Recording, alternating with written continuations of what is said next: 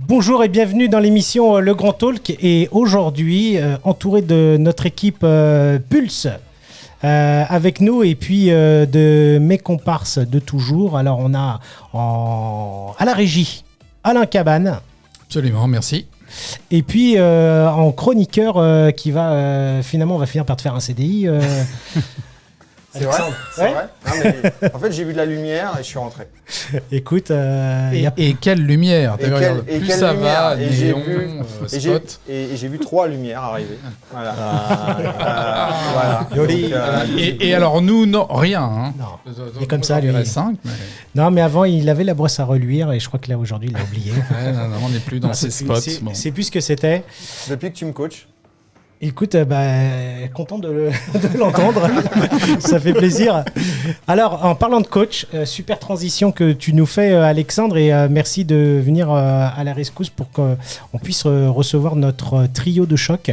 Alors, c'est pas les Toubisseries, c'est l'équipe Pulse. Et l'équipe Pulse, peut-être que vous connaissez déjà Olivier Guerre, qui est à ma gauche, le formateur immobilier. Et Olivier, quel formateur et d'ailleurs coach, vient aujourd'hui nous parler d'une suite, d'une évolution en fait à sa carrière, son entreprise. Donc j'aimerais bien après que tu puisses nous présenter ta team. Mais là aujourd'hui on filme, on est à Paris. Vous êtes d'habitude à Montpellier. Donc, je vous remercie beaucoup pour le déplacement. Oui, on t'envoie la facture, Olivier.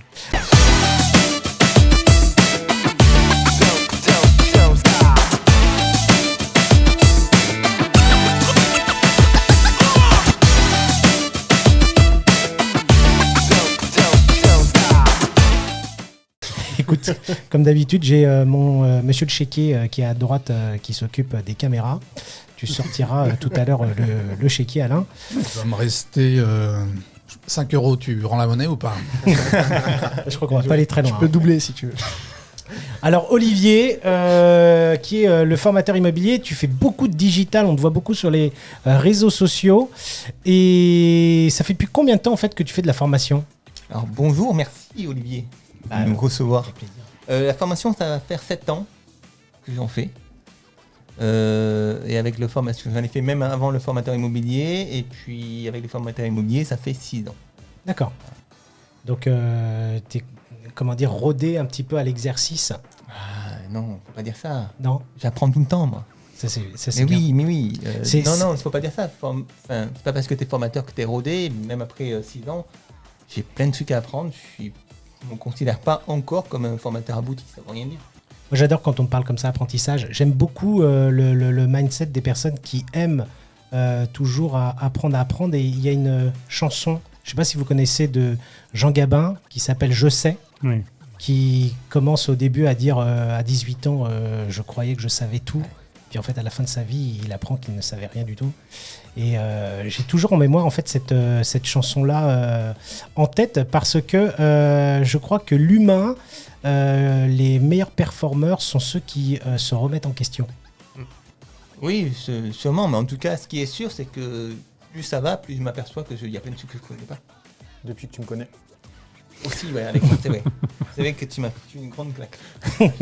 Lui... Non, il y a un peu de ça. Hein. Effectivement, on apprend tout le temps et c'est génial. C'est génial de te mettre, en tout cas, dans cette position-là. Alors, je voudrais, à ton tour, que tu prennes un peu ma place et que tu nous présentes tes deux compères pour me dire un petit peu... je les connais, mais j'aimerais, en fait, aux téléspectateurs, ceux qui nous écoutent en ce moment, qu'on puisse un peu plus apprendre sur eux et quelles sont leurs fonctions, quelles sont leurs tâches, leurs points forts. Alors, je vais commencer par Steven, évidemment. Bonjour. Bonjour Steven. Bonjour Steven. Bonjour Steven. Steven, parce que il me suit depuis 5 ans, Partout. 5 ans et demi. Je suis partout. 5 ans et demi à peu près. Non, que mais nous vraiment bossons partout. ensemble. Oui. Voilà, et c'est vrai qu'il a traversé, parce que c'est pas tout le temps rose, hein, une entreprise, et il a traversé les moments les plus compliqués avec moi. Donc naturellement, et comme c'est une idée aussi qu'on a eu tous les deux, naturellement, créer la société Pulse, donc Je sais que tu es tenté de dire Pulse, mais ça me va aussi. Mais Pulse, D'accord, au format français. ouais, au format. Mais beaucoup de gens me disent Moi, j'ai une à version l'américaine, donc. internationale, donc on en parlera après. Ouais, Georges peut nous le faire en anglais, mais pour moi, en fait, j'ai l'impression que vous voulez donner une impulsion au métier. Et c'est comme ça que je ressens, en fait, votre... Moi, j'étais resté à Pulsion. Et voilà, Je en sais fait, pas pourquoi. D'accord, mais- ouais. alors, on peut basculer sur l'histoire de Pulse, si tu veux. L'histoire de Pulse, en tout cas, la marque, c'est pulsation et propulsion. Les deux mots, en fait, qui ont constitué Pulse. D'accord. Et pourquoi ? Parce qu'on est parti du constat que une bonne formation, si on appelle ça une formation, parce que formation aujourd'hui c'est vachement remis en cause dans le sens où on n'est plus dans un système de formation où il y a le formateur, on écoute le formateur. C'est beaucoup plus participatif aujourd'hui. Ouais. Et on est plus dans une forme que j'appelle formation coaching, c'est-à-dire qu'on prend en compte aussi les individualités. Je voudrais qu'on revienne après sur ce terme-là parce que, en fait, je pense qu'il y a un côté passif à la formation que ressentent des fois les conseillers et ils ont besoin en fait de participer pour avoir une activité. Donc, Steven, moi je sais que son surnom c'est Digital Man. Et Digital Man. Magic, Digital Man. Ah, Magic. MDM. Donc, voilà. Pas Donc, MDMA. Hein. donc, pour ceux qui viennent des années 90, ce nom-là vient d'un grand basketteur. Bien sûr. Voilà. Et puis, tu t'occupes de toute la partie en fait digitale. Peut-être inspiration. C'est toi qui envoie les citations qu'on voit un petit peu sur les réseaux, non ? Ou tout ce qui est vidéo, t'essayes de capter un petit peu le bon message. En fait, pourquoi je dis ça ? Un petit peu parce qu'une fois on s'est vus ensemble. Et puis pendant qu'on parlait d'une manière plutôt conviviale et puis hors contexte, Tu as vu un second Olivier. j'ai vu un Steven qui filmait en fait Olivier pour capter des moments peut-être clés importants à utiliser sur les réseaux sociaux. Et j'ai trouvé ce concept intéressant parce que en fait c'est pas quelque chose de préparé. Et donc sur le côté comment je pourrais dire improvisation, tu captes le message et c'est là que nous de l'autre côté en audience on voit de temps en temps ces choses-là parce que on parle souvent de vous au niveau de la partie réseau social parce que vous avez beaucoup une grande communauté auprès de LinkedIn et de Facebook et au fur et à mesure on vous voit en fait soit en intervention quand on pouvait faire du présentiel et tu pourrais nous dire un petit peu plus sur ce que tu fais Steven. En fait, au niveau de la communication, c'est simple. On a fait face à un dilemme, c'est-à-dire que je suis arrivé dans l'entreprise, j'avais pour objectif de communiquer sur les réseaux sociaux. Et en fait, notamment sur Facebook, c'était l'idée de base. C'était il y a 5 ans, même 6 ans, personne ne communiquait sur Facebook pour faire du business. Et en fait, on est parti du principe que déjà Olivier n'avait pas le temps de produire du contenu pour mettre sur les réseaux sociaux, parce que ça demandait énormément de temps de s'asseoir, de créer du contenu, etc. Et il était constamment en formation. Et en plus de ça, je suis parti du principe, et je tire ça de grands coachs américains, notamment sur la partie digitale, comme Gary Vee, que quand on veut créer du contenu, le mieux c'est de documenter et de ne pas chercher à créer. À partir du moment où on cherche à créer, on se met des barrières psychologiques et on se concentre tellement sur la création qu'en fin de compte, on ne passe pas assez à l'action. Et du coup, on s'est dit, pourquoi est-ce qu'on documenterait pas ? C'est là, en plus, on va capter le contenu qui sera le plus réel, le plus brut, en fait, et prendre ces formations-là, les filmer, et prendre le meilleur, et livrer, en fait, aux gens qui nous suivent, qu'est-ce que c'est d'être en formation avec Olivier Guerre. Ouais, c'est super. Tu les amènes carrément comme si on était Dans la salle. Dans la salle. En immersion, Avec eux, ouais. Exactement. Ouais. J'ai vu il y a quelque chose comme ça. Il y avait une émission qui traitait en fait du succès des youtubeurs et ils participaient au même format, c'est-à-dire qu'ils étaient entre potes en train de se filmer et la caméra était en fait le 5e œil, mais permettant aux téléspectateurs de se dire tiens, je fais partie de l'audience, je fais partie de la salle, je fais partie en fait de la même activité. Non, c'est super, je trouve que c'est très inspirant et donc en fait, toi tu suis Gary Vee et tu t'es dit tiens, il y a quelque chose là-bas qui m'intéresse. Il m'inspire beaucoup, je m'inspire ouais, beaucoup de ce qu'il fait, et pas que lui, d'autres coachs, mais je regarde beaucoup ce qui se fait en Amérique, parce que il y a souvent beaucoup d'innovation, et il n'y a pas d'hésitation à innover en fait. Et c'est ça que j'aime bien, c'est que ici on est un peu plus sur la réserve et du coup je vais chercher ce qui se fait un peu partout dans le monde pour mettre en place des idées qui ne sont pas encore faites. On en parlait dans une autre émission, je trouve que ici peut-être on a un côté humble et discret. On ne veut pas se mettre en avant ni face à la caméra, ni devant les médias, parce que vivons heureux, vivons cachés, c'est un petit peu la devise française. Ouais.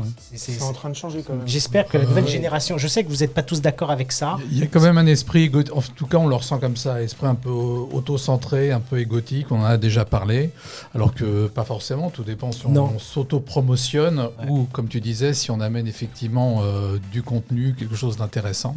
Mais je pense qu'il y a un maillage bizarre entre le côté j'ai envie de me faire connaître et puis en même temps j'ai l'impression que tout le monde va me dire que j'ai la grosse tête. Exact. Et les chevilles qui enflent.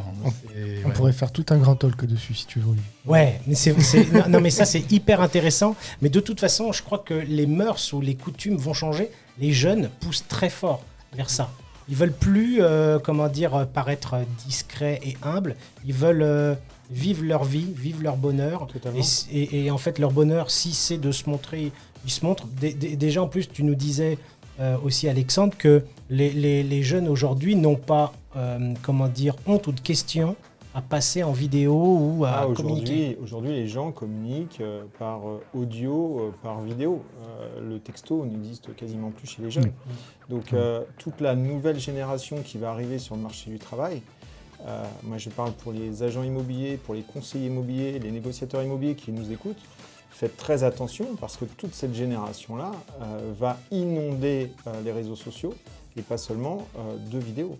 Donc il va falloir effectivement se mettre aujourd'hui à la vidéo, il faut se mettre à l'audio, c'est juste primordial. Moi aujourd'hui quand je fais un retour de visite à des clients, je le fais en vidéo, je le fais via WhatsApp, je me prends comme ça à la sortie de la visite et les gens ils sont juste heureux.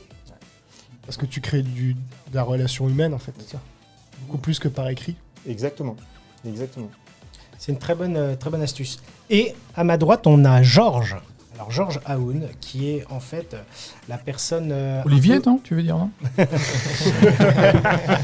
Alors, en fait, pour l'anecdote, c'est vrai que tout à l'heure, avant qu'on commence, Alexandre s'est amusé à... Alexandre Cordani, s'est amusé en fait à hypnotiser, à essayer s'amuse beaucoup, Alexandre. d'hypnotiser notre équipe. Et puis tout d'un coup, quand il a dit bon, on commence l'hypnose, on commence l'hypnose. Séance, ouais. On a 2 personnes qui se cassent, On fait des tests qui ont peur, voilà. Effectivement, ouais. Et On a vu effectivement Alain et Olivier qui est à ma droite partir. ils se sont dit mince, se faire contrôler, c'est pas du tout leur truc.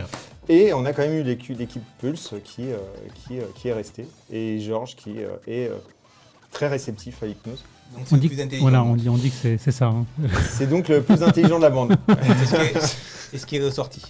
Alors Georges, en fait, chez Pulse, toi c'est la partie back-office. Comment tu définis ton... back-office gestion, ouais. C'est-à-dire que techniquement parlant, comme dans toute entreprise, il faut bien qu'à un moment donné aussi les choses soient organisées, il faut un suivi et il faut aussi donner une ligne de progression. Et donc tout ça, ça doit être maillé d'une certaine manière pour qu'on puisse garder le cap et qu'on puisse développer d'autres caps. Donc D'accord. forcément, il faut un peu de discipline et il faut de l'organisation. Donc toi, en fait, c'est la personne qui prend de la hauteur, qui voit l'ensemble et puis qui... Non ? Alors, pas jusque-là, parce qu'on prend de la hauteur. Nous, ce qu'on essaie d'avoir et ce qu'on veut absolument garder, c'est de prendre de la hauteur tous les 3. Donc vous avez cassé le système hiérarchique pour faire quelque chose de plat. Mais de toute façon, on est associés à part égale. Voilà. Super. Donc il n'y a pas de personne qui veut lever que d'autres. Après, voilà, si on va parler communication digitale, je pense qu'on va quand même se tourner un peu plus vers Steven, quand même, pour écouter ce qu'il a proposé. En général, les propositions vont venir de sa part, mais même si on a des idées, on sait qu'il va pouvoir nous aiguiller pour aller dans le détail, donc c'est quand même vers lui. Bon, il aime pas le terme, mais moi j'aime bien dire l'architecte des formations, c'est quand même Olivier. Je veux dire, Olivier, il a un talent. En français, ça... Et je le dis souvent, il a un talent, Olivier, c'est que à un instant T, dans une problématique donnée, il peut te créer le programme de formation qui correspond. Il a vraiment cette lecture. Ouais, je pense que c'est quelqu'un qui anticipe.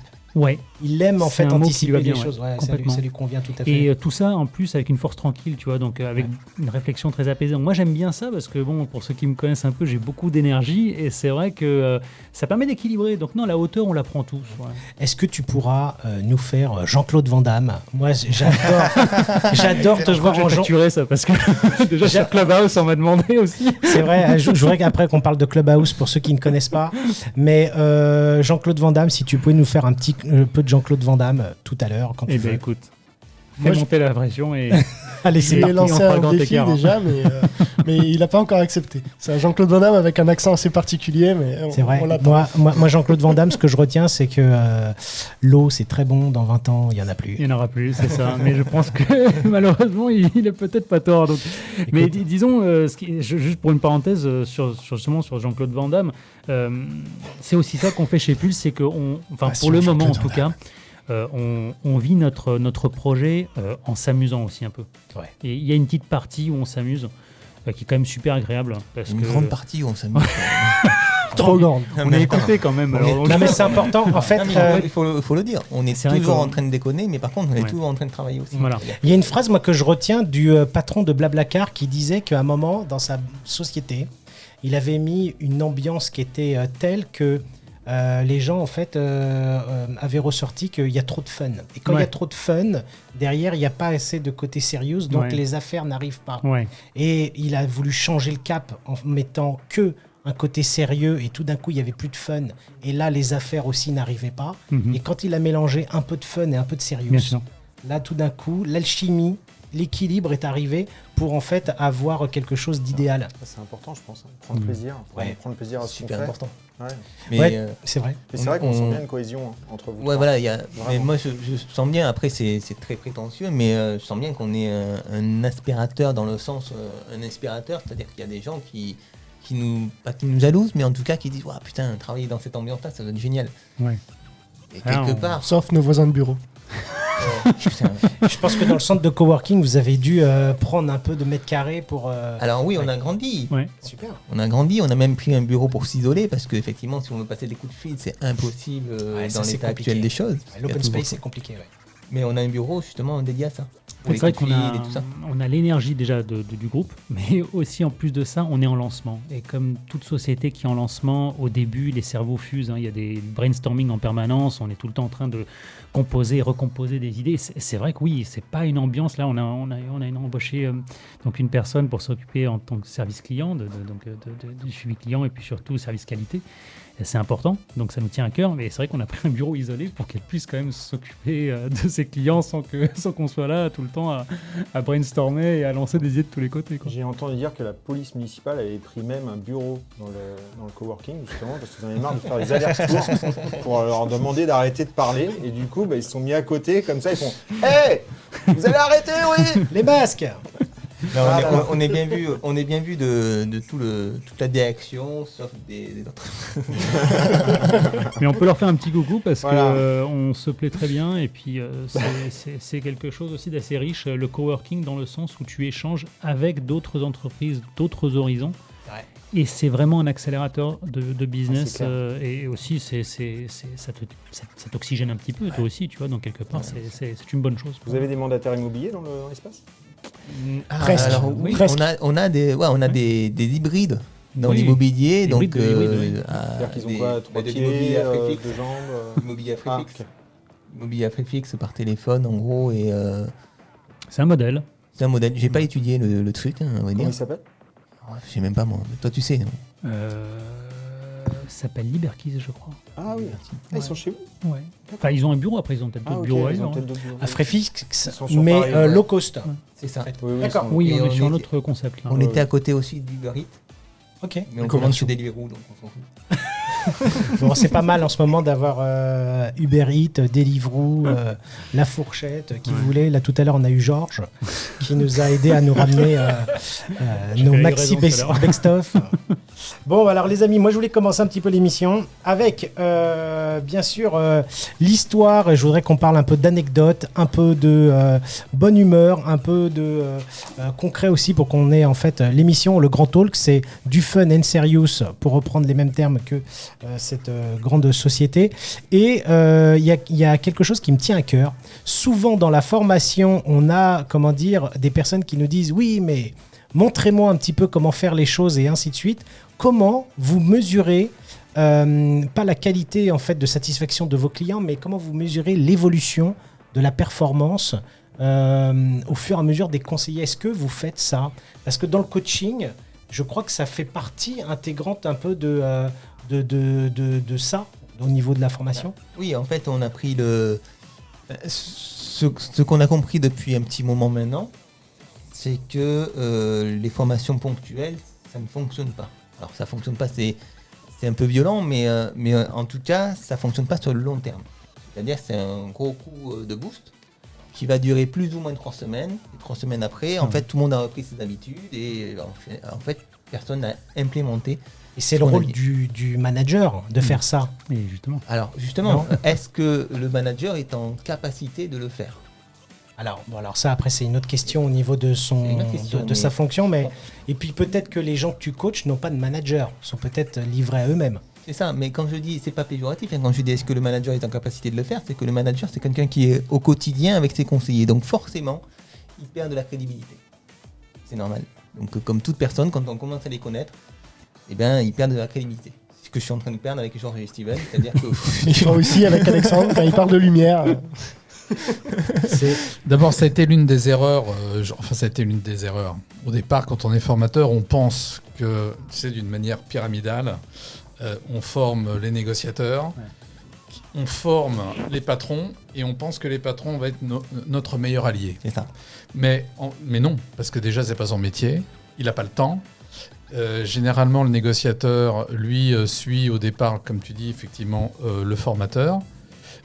Et puis après, il voit que le patron ou l'équipe qui est là fait complètement différemment. Et en fait, ils se disent, alors qu'est-ce que j'écoute, quoi. Mais c'est vrai que c'est la différence entre la formation et le coaching. Je pense que ça n'a rien à voir. Je pense qu'il y a de ça, mais il y a aussi que ils ne savent pas le faire. Oui, la plupart des managers ne sont pas forcément bien formés. Et donc, du coup, souvent, alors moi, c'est par rapport à mon expérience perso, un manager, en fait, il n'a aucune expérience de coaching, il n'a aucune expérience réellement de suivi des personnes qui sont dans son agence. La plupart du temps, on est commercial, on est conseiller, et puis à un moment donné, on te demande de passer manager. En fait, c'est pas qu'on te demande, mais le suivi, en fait, l'évolution logique des choses font qu'ils veulent à un moment devenir manager. Ou alors les conseillers veulent devenir manager. Oui. Mais après, ça serait au patron de lui donner les formations qu'il faut, adéquates, pour qu'il puisse réellement devenir un vrai manager. Et ça, malheureusement, aujourd'hui, c'est pas le cas. Nous, si tu veux, on insiste à ce que dans les formations que l'on propose, justement, les managers soient présents avec les négociateurs. Ça, c'est quelque chose, les négociateurs, les conseillers immobiliers.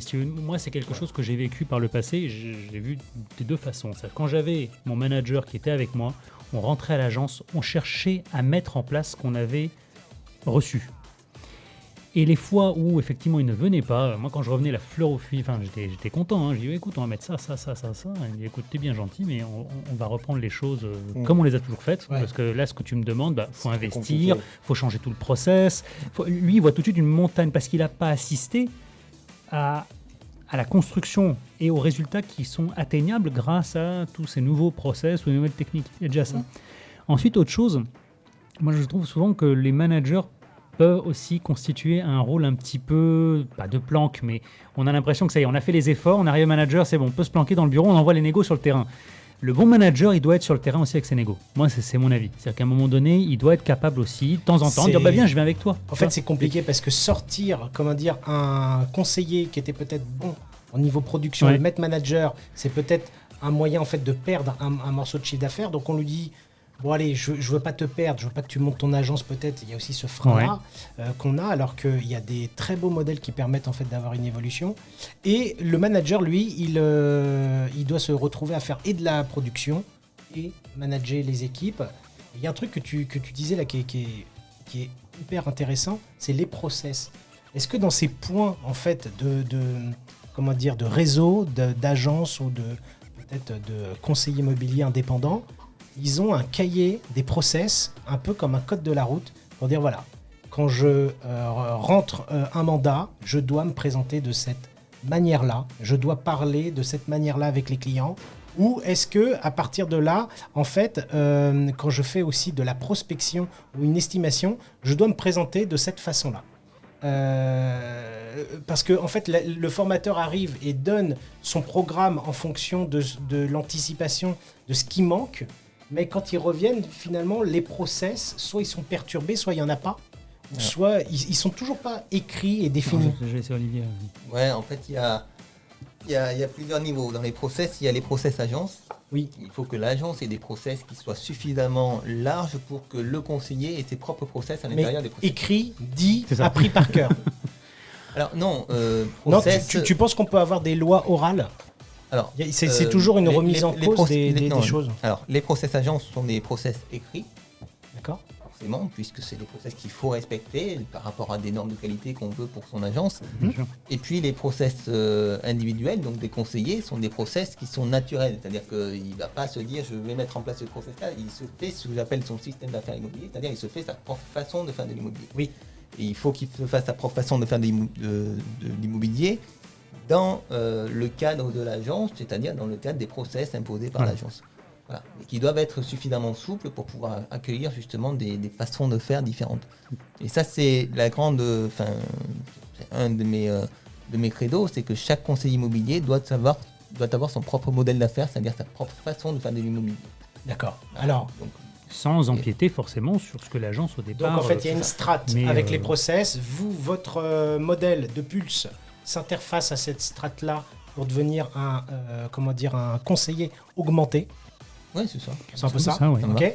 Et donc, à partir de là, en fait, les différents systèmes d'affaires, vous les composez par qui? Alors, comment ça? Alors, Parce que tout à l'heure, on parlait avec Steven du digital. Toi, la partie métier, c'est-à-dire, et surtout, t'aimes beaucoup l'énergie, le mindset. Alors oui, on m'identifie beaucoup comme un formateur axé sur le mindset, sur l'énergie et tout ça, mais je ne suis pas que ça.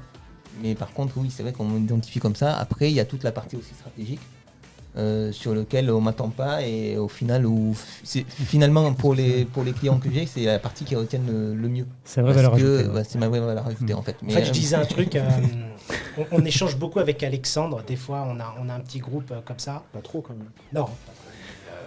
Vu que tu habites là maintenant, vous avez le temps. Oui, alors, on vous a pas montré, mais je pense qu'en off, on vous fera le tour des locaux pour vous montrer la chambre d'Alexandre. La chambre d'entraînement. Un peu de torture. Hein. Alexandre, tu n'as pas fait ton lit ce matin. Je le vois d'ici, c'est un peu le bazar. Excuse-moi, je vois pas. Non, ce qu'on disait, Excuse-moi. ce qu'on disait avec Alexandre, c'est que je trouve qu'au niveau de la manière de penser de l'humain, c'est qu'il y a ceux qui restent dans le passé parce qu'ils sont nostalgiques, c'était super. Il y a ceux qui vivent dans le présent et qui ont 1 ou 2 mois d'avance sur leur vision. Et puis, il y a ceux qui prévoient, qui anticipent le futur à 2 ans, 3 ans, 5 ans, parce qu'ils ont un plan bien défini, qui vont faire de la veille sur les choses, qui vont aller chercher un petit peu pour voir si on ne pourrait pas faire les choses d'une manière plus simple. C'est un petit peu ça ce qu'on disait. C'est ça. Voilà. Et toi, en fait, Olivier, tu te situes dans quel... Tu te situes En dans fait, le plan, dans il faut l'anticipation future? Non, il faut avoir le plan, effectivement, il faut anticiper. Après, il faut être suffisamment ouvert et adaptable pour le modifier. Aujourd'hui, c'est complètement casse-gueule d'avoir un plan sur 5 ans et de dire je vais me tenir quoi qu'il en coûte. Non, c'est pas possible. C'est pas possible. Pourquoi il n'y a pas de modèle défini? C'est pas ça, c'est qu'on est dans un monde qui évolue trop vite. Bien sûr. Donc tu peux pas, en réalité, tu peux anticiper jusqu'à une certaine mesure. La seule chose qu'on peut faire, c'est aujourd'hui accepter que tout est possible. Et on l'a vu ces dernières années, tout est possible. On peut vivre n'importe quelle situation aussi liée à la science-fiction que possible. Voilà. Donc après, à partir de là, je pense que dans les meilleurs scénarios d'Hollywood, on n'aurait pas inventé pas imaginer. celui-ci. On t'aurait dit il y a 2 ans, tu vas te balader avec un masque dans la rue, on t'aurait dit ouais, bien sûr. Moi, je rêverais d'un autre monde. téléphone. Tu veux le Allez, blind test. Allez. Non, mais voilà, donc oui, il faut anticiper. Et anticiper, en fait, pour moi, ce qui est intéressant, c'est de transformer les événements qu'il va y avoir en opportunités. Si tu anticipes, tu vas pouvoir transformer quelque chose qui est plutôt négatif à première vue en opportunité.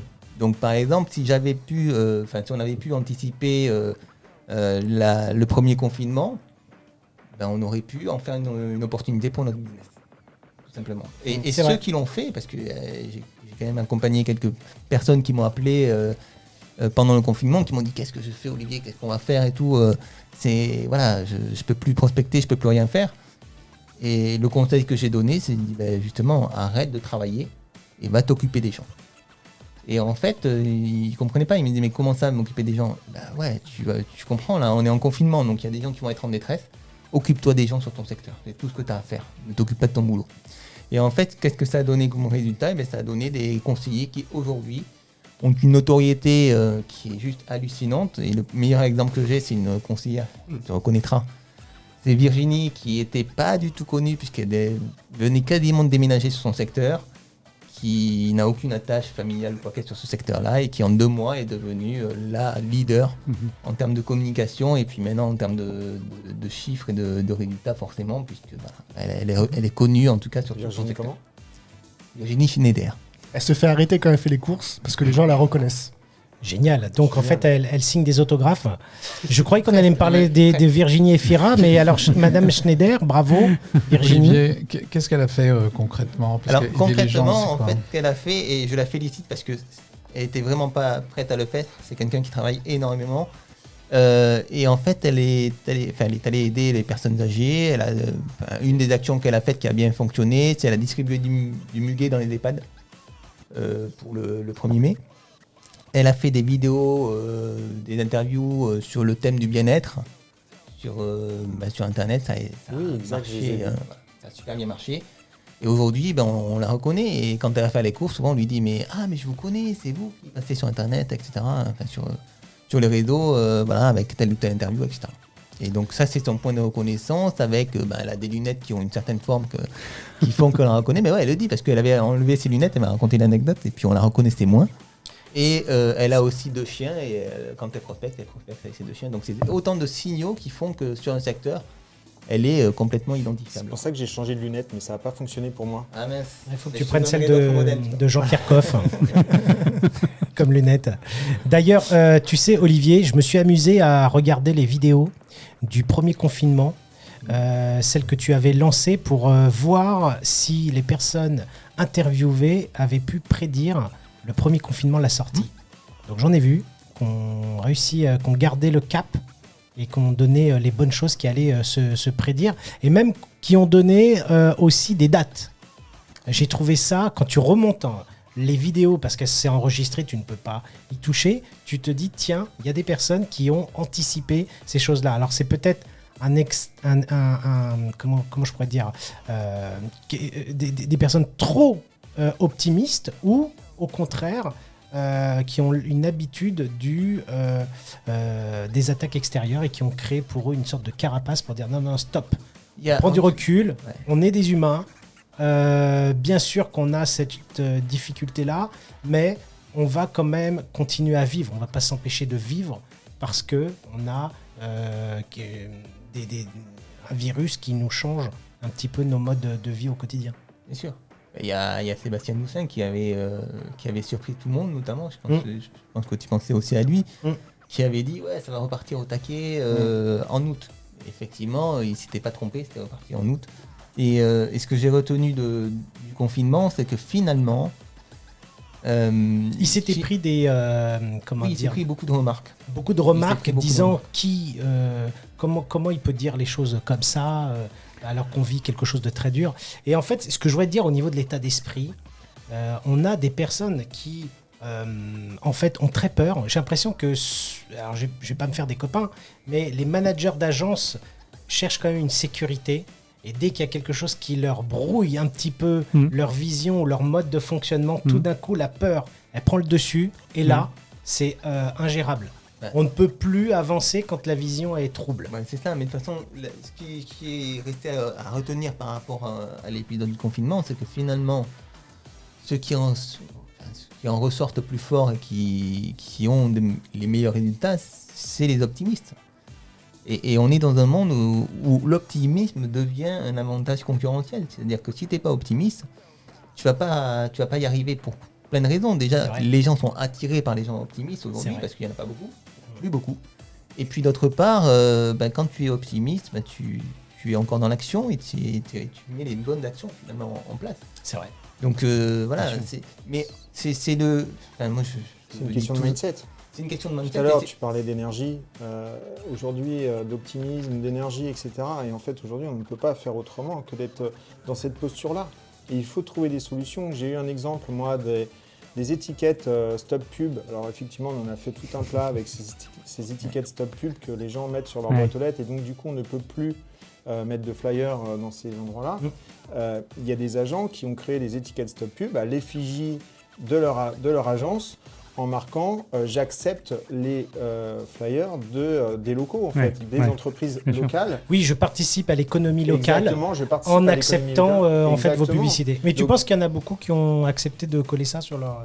Et pourquoi pas, puisque Ouais. aujourd'hui, de toute façon, l'économie locale, elle est quand même au centre des débats, et je pense que c'est quand même important pour les gens. Enfin, les gens, je pense qu'ils sont quand même un petit peu, ils sont quand même, comment dire, ils veulent que l'économie locale fonctionne.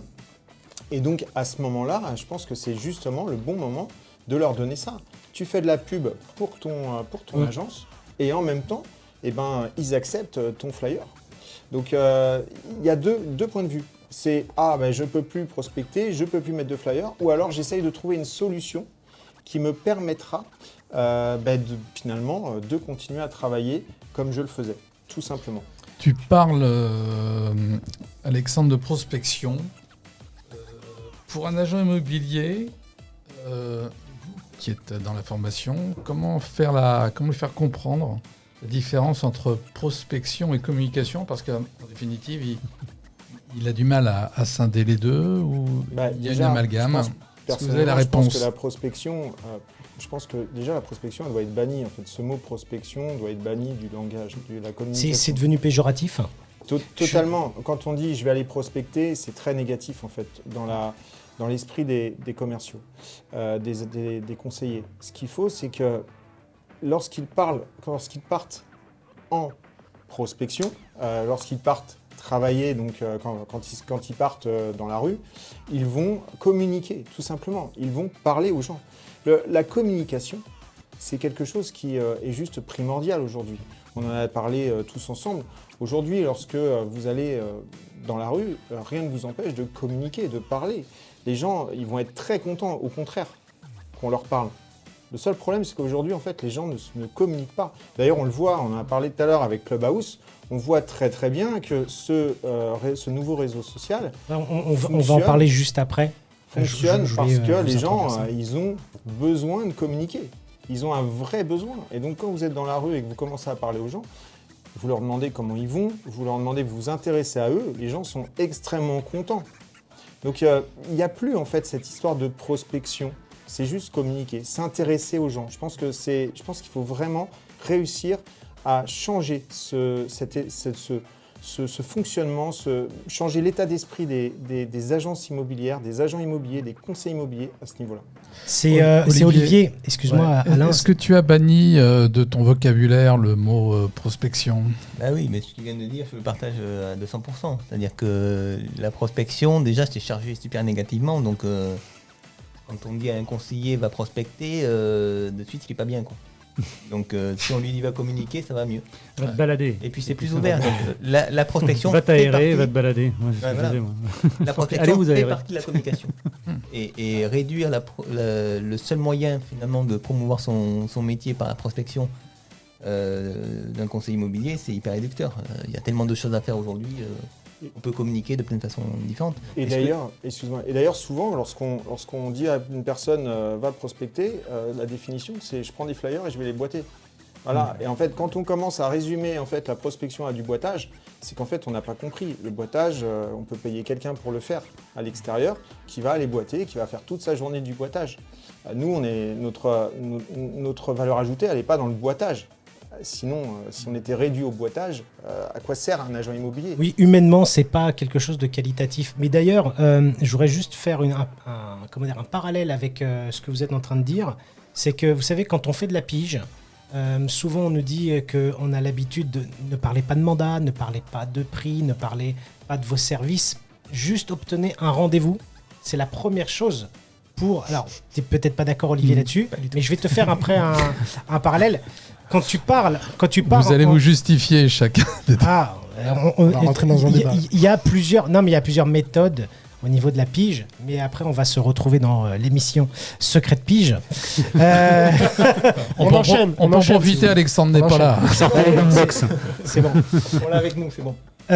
Non, mais d'ailleurs, quand on part comme ça en prospection ou aller communiquer ou sortez, moi j'ai une image qui me vient à l'esprit, c'est être habillé un peu comme aux États-Unis en homme sandwich. En fait, pourquoi ? Parce que quand on sort, on est tout de suite identifié au niveau de la marque. Donc portez votre marque. D'ailleurs, on fait un clin d'œil à la Yes Team pour moi. Et donc on porte pour nous, c'est vrai, on fait partie de la Yes Team, les amis. Et on pourrait sortir et finalement faire de la publicité et se faire reconnaître juste avec une casquette. Et le mot que je leur donne, moi, c'est aller chercher une information, capter des informations, mais pas obtenir un mandat, trouver des biens à la vente. Et donc, c'était pour ça que j'expliquais ce parallèle. Là, je sais que toi, tu as une autre méthode pour la pige, tu vas peut-être nous le dire, mais je pense que la pige, chaque méthode aussi dépend un peu de la culture locale et de la, de l'intonation ou de la réception des gens. Et souvent, les gens, il y a des personnes plus ou moins réfractaires, des personnes qui sont positives et ainsi de suite. Donc voilà, c'est comme on a du bruit à l'extérieur, je ne sais pas si en fait ça s'entendra dans les micros, mais c'était pour te dire que voilà, pour la communication, tu peux porter d'autres messages pour obtenir les informations nécessaires. Complètement, mais par rapport à ce que tu disais de l'objectif, c'est d'avoir un rendez-vous, en fait, la problématique de cette technique, c'est qu'en réalité, voilà, ça bloque le conseiller dans sa démarche.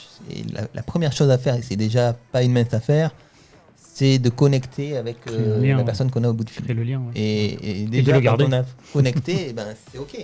Et je fais suffisamment confiance au conseiller immobilier pour qu'à ce moment-là, s'il y a une ouverture pour un rendez-vous, il sache la placer. Mais se dire, mon objectif, c'est de prendre un rendez-vous et du coup, pendant tout le temps de l'entretien, de se dire à quel moment je vais pouvoir placer qu'il faut que je prenne un rendez-vous, ça gâche toute la relation. N'écoute pas la personne. Oui, mais je suis d'accord, mais en fait, ce que je voudrais dire, c'est que je pense qu'il y a les méthodes parisiennes. Ça vous arrivait dans le nord de la France de dire, tiens, j'étais à Lille, j'étais en Belgique, qu'est-ce qu'ils sont gentils, qu'est-ce qu'ils sont sympas, en fait, ils me reçoivent d'une manière, ils ont le sens de l'hospitalité. À Paris, ce mot, le sens de l'hospitalité, je ne sais pas s'il existe le contraire. C'est limite. L'hospitalité. C'est le contraire. Voilà, c'est l'hostilité. Donc c'est pas pareil. Moi j'ai été. Et donc en fait, il attend quand même de l'autre côté Olivier, et après tu nous dis Georges. Moi j'aurais aimé rebondir. Il attend de l'autre côté que s'il envoie de l'empathie, il envoie de la sympathie, il envoie une information positive, que la personne de l'autre côté, elle nous renvoie cette chose-là positive. Nous, à Paris. Enfin, je ne voudrais pas après cloisonner les choses, mais il nous renvoie de l'hostilité, il nous renvoie des choses. Si on est vraiment gentil, on se fait bouffer. Et ça, alors il y a un vecteur temps, Olive, parce que ça c'est parce que tu es de Paris, mais je pense que oui, il n'y a pas plus d'hostilité à Paris qu'autre part. Mais il y a un problème de timing. Il faudrait qu'on teste. Moi, les meilleurs résultats dans la pige, c'est ceux qui appellent tous les jours, jusqu'à que la personne dise « ça y est, j'en peux plus, venez, je suis d'accord, je vois que vous êtes tenace ». C'est le suivi. Et en fait, c'est ça que je vois qui fonctionne chez les performeurs. Et c'est-à-dire que les performeurs, d'ailleurs, on ne les voit pas, eux, communiquer dans les réseaux sociaux, venir parler dans des débats avec nous, les plus grands performeurs. Ceux qui vont peut-être en parler, c'est ceux qui l'ont été, ou ceux qui le côtoient, ou ceux qui ont récupéré le nectar ou le savoir. Mais ceux qui sont encore la tête dans le guidon aujourd'hui, et j'en connais 2 ou 3 experts en pige, faut que j'aille les tirer. Ils vont me dire pourquoi je vais aller parler et donner. Non, j'ai pas le temps. Ça me rapporte pas d'argent. Ils sont très terre à terre. Surtout que quand tu penses avoir un peu la pierre philosophale, t'as pas envie de la distribuer. Même si ça dure ça, qu'un Oui et temps. non, parce que, après, je vais reparler de mon émission, mais Secret de Pige, j'ai quand même des gens qui sont venus et qui ont donné beaucoup de conseils et qui continuent à en donner. Donc, je suis pas tellement d'accord avec ce que tu dis. Effectivement, il y a des gens qui sont très centrés, auto-centrés, et qui veulent pas sortir de leurs principes et d'eux-mêmes et qui veulent pas partager. Non, c'est pas le cas de tout le monde. Enfin, je pense que... Non, mais en réalité, on peut en débattre pendant des heures Voilà. parce qu'il n'y a pas qu'une seule façon de Voilà, réussir dans plusieurs l'immobilier. styles. Bien Oui, sûr. il n'y en a pas qu'une seule. Donc après, on réussit avec ses valeurs. Et c'est ce qu'il faut arriver à faire, c'est réussir avec ses valeurs. Il n'y a Qu'est-ce pas de que ça veut dire, jugement à réussir avoir. Bien sûr. Si tu as un conseiller qui fait que de la pige et qui réussit comme ça, tant qu'il réussit, bah, tant mieux pour lui, il a raison. Le jour où il échoue, il se posera la question. Mais voilà, c'est moi, si tu me demandes de revenir en tant que conseiller et de faire que de la pige, je vais te dire non, c'est pas mon truc. Je sais bien, je sais les choses qui attirent et qui n'attirent pas. Et d'ailleurs, si tu me demandais de repartir d'une page blanche, déjà je me suis posé plusieurs fois la question d'où viennent toutes ces règles et ces process des agences immobilières avec le système de permanence. C'est un peu un système en fait communiste, c'est-à-dire que tu rentres des biens et puis c'est Oui. à tout le monde d'aller Oui, ça a fait récupérer son les temps. clients. Ça a fait son temps. Après, Je me suis demandé la première personne qui s'est dit, les gars, j'ai une idée. Je m'imagine des fois dans les réunions comme ça. J'ai une idée, elle est, je pense que je l'ai jamais vue. On va faire une permanence. Ah bon, qu'est-ce que c'est ? Des fois l'agence elle est fermée. On a besoin de recevoir les clients. Ça permettait au patron d'aller au golf ou à la piscine, t'as pas compris, Olive. Bon, J'ai- c'est vrai qu'aujourd'hui, tu j'ai- as les réseaux sociaux, tu as beaucoup de choses qui permettent de ne plus avoir recours à ces méthodes. C'est vrai. Si on veut un petit peu englober tout ça, moi, je pense surtout qu'il faut voir dans tous ces moyens de communication le discours fédérateur. En fait, c'est ça qu'un agent immobilier doit finalement, d'une certaine manière, véhiculer. Ça peut être par la pige, parce qu'il aime faire ça, ça peut être par aller voir les commerçants ou quoi. L'idée, c'est de fédérer autour de soi. Parce que tant qu'on fédère autour de soi, on irradie son énergie et donc indirectement, on touche les gens. Comme disait Olivier, c'est avant tout la personne. Hein. Donc finalement, si humainement, tu es à l'aise à faire de la pige pour prendre des rendez-vous, les rendez-vous, en fait, on va pas les arracher. Ils vont venir d'eux-mêmes puisque tu fédères dans ton discours. Bon, merci à tous et je vous dis à très bientôt. Merci beaucoup. Merci à On vous. vous retrouve après pour une nouvelle émission tous ensemble. J'espère que cette émission vous a plu et puis surtout n'hésitez pas à vous abonner, à mettre un petit pouce bleu. Voilà, ça nous aide. Bye. À très bientôt. Salut. Au revoir. Ciao. À bientôt. Have a Merry Christmas and a Happy New Year. A long ride home on a bus is worth it, dear. Though we are miles away and the snow doesn't seem the same, I've been singing about you every day, you and your candy cane. New Year's ain't nothing without you. Sometimes love finds a way.